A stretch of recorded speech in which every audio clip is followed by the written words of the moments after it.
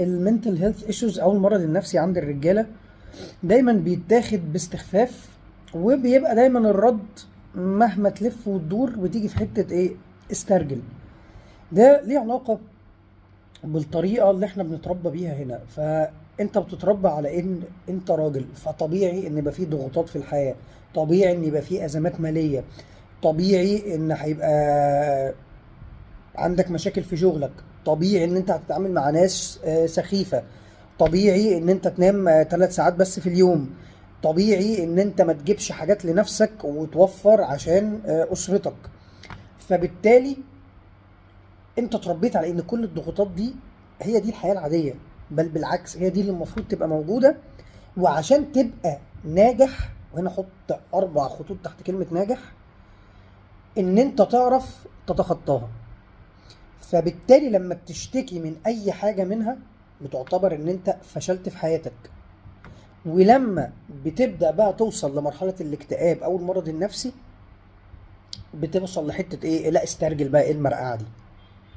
والمشكلة هنا ان للأسف، وانا شفتها كتير قوي، مهما الناس بتدعي ان هي متفهمة ومهما الناس بتدعي ان هي فاهمة ان دي حاجة ملهاش علاقة بالرجولة، وان دي حاجة ليها علاقة بضغوطات الحياة وليها علاقة بطبيعة شخص وطريقة هو اتربى بيها. في منهم اللي ممكن يبقى اصلا عنده تروما منذ الصغر بسبب برضو ان كلنا واحنا اطفال تعيط استرجل، صاحبك ضربك لا رد عليه، لا اما مش هتبقى راجل، ما اعرفش حصل ايه، استرجل استرجل استرجل، بتفضل تسمع الكلام ده من وانت صغير. فالمشكلة ان حتى الناس اللي بتدعي ان هي متفهمة ده هم اتربوا بنفس الطريقة. فبيجي وقت الجد بيطلع منه نفس رد الفعل ده، مهما بقى كان بيكتب بوستات، مهما كان بيعمل لك فيديوهات.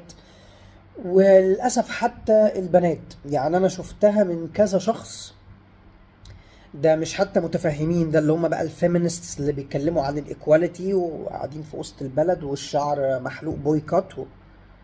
أنا أعرف في منهم واحدة هي كانت مرتبطة بواحد وانفصلت عنه، وده هقول لك بالظبط اللفظ اللي قالته: انا كنت حاسه ان انا على طول قاعده مع واحده صاحبتي بالبي ام اس.